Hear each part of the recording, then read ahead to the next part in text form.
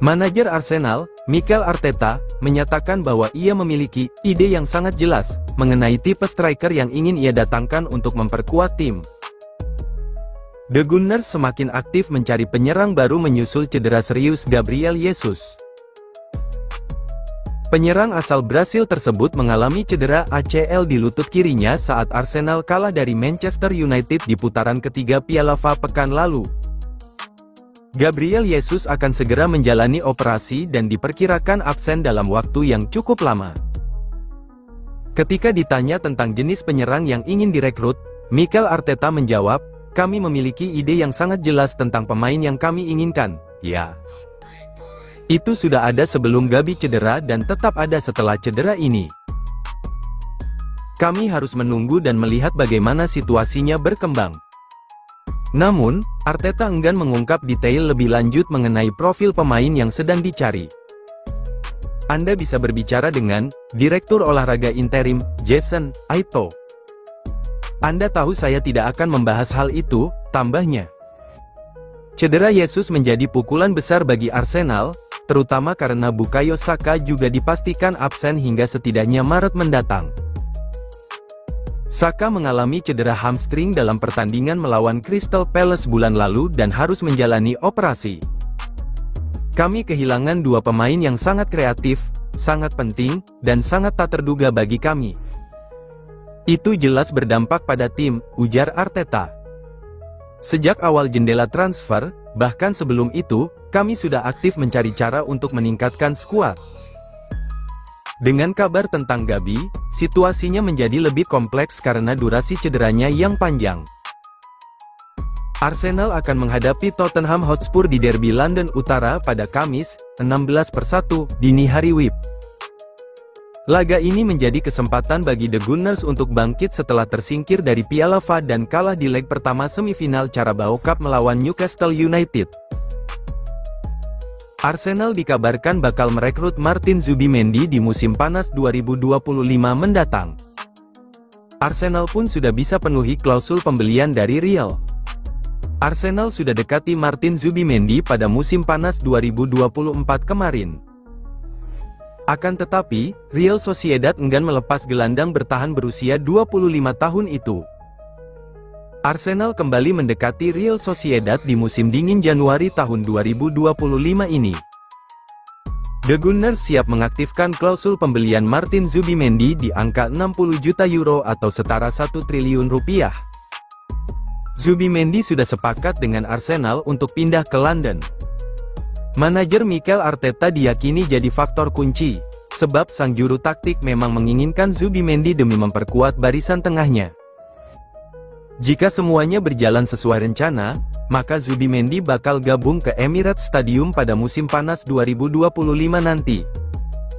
Arsenal bakal ditinggal Thomas Partey dan Jorginho karena kontraknya habis di akhir musim ini. Oleh sebab itulah, Arteta butuh pemain baru bernomor 6, dan Martin Zubimendi dirasa cocok. Di musim panas kemarin, Arsenal sudah datangkan Mikel Merino. Namun bagi fans meriam London sendiri, pasti bertanya-tanya, kapan beli striker barunya nih? Baca artikel sepak bola, Martin Zubimendi selangkah lagi ke Arsenal. Manchester United dan Arsenal terancam pengurangan poin usai ubah Piala FA jadi ring tinju.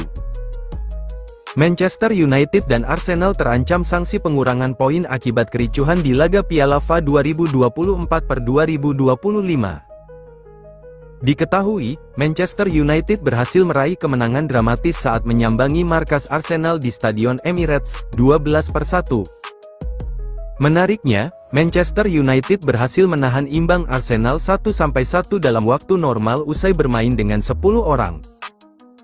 Diogo Dalot mendapatkan kartu kuning kedua pada menit ke-61 setelah melakukan tackle keras ke pemain Arsenal.